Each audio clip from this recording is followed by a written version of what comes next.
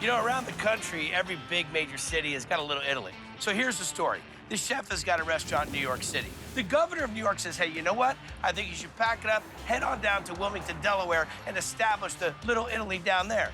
I guess the governor kind of made an offer he couldn't refuse. This is Luigi Vitrone's Pastabilities. Gnocchi, marinara sauce. Luigi is an amazing chef. Everything's always incredibly fresh. Raviolis coming out. He outdoes himself every time. When people come here, what type of Italian food are they getting? Regional Italian cuisine. Ingredients from the old country. The authenticity is key to us. And you know it's legit when the recipes go way back into Luigi Vitrone's family cookbook, and it becomes staples here for the last 30 years. Arancini, appetizer. Arancini is a fried ball of cheesy rice. They serve it with the marinara sauce on the side. It's famous for the huge chunks of garlic. Absolutely my favorite thing. What are we gonna make first? The arancini, risotto. I'm a big arancini fan. Yeah. All right, we're gonna use some olive oil. We're gonna make a sofrito. A little bit of fresh chopped garlic, mirepoix, onions, carrots, and celery. And fennel frond? Right.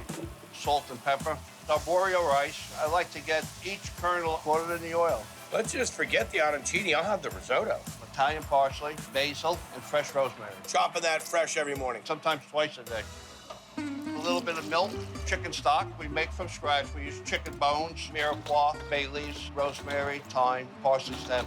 Once it comes to a boil, let it simmer for about an hour and a half, and then we strain it. And it's stock and stir and stock and stir. Finish it with some cold butter, Parmesan Reggiano, and that's it. Next up, The marinara sauce, California tomatoes. in honor probably of me being here. Salt and pepper, dry oregano, fresh basil, mixture, virgin olive oil from the old I would country, expect nothing less. garlic, Nice big pieces. Italian flat parsley, right into the tomatoes. You're an animal. Let this cook down, and the next thing we'll do is make the arancini. Right. Okay, so we make a little ball. We take some of the Italian gorgonzola. Another ball. We're having a ball. A little flour. Oh, yeah. That's an arancini, buddy. Beaten egg into our breadcrumb. We get them nice and golden brown, so they look just like an orange. Arancini, Italian, orange. Some of the marinara sauce that we just made, and c'è pronto. Nice and creamy.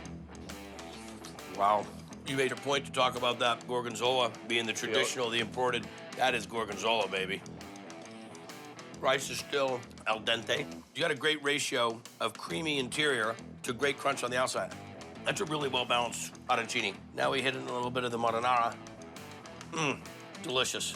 Good amount of garlic, a lot of tomato, and that extra virgin olive oil that you have in there really carries that through. Delicious.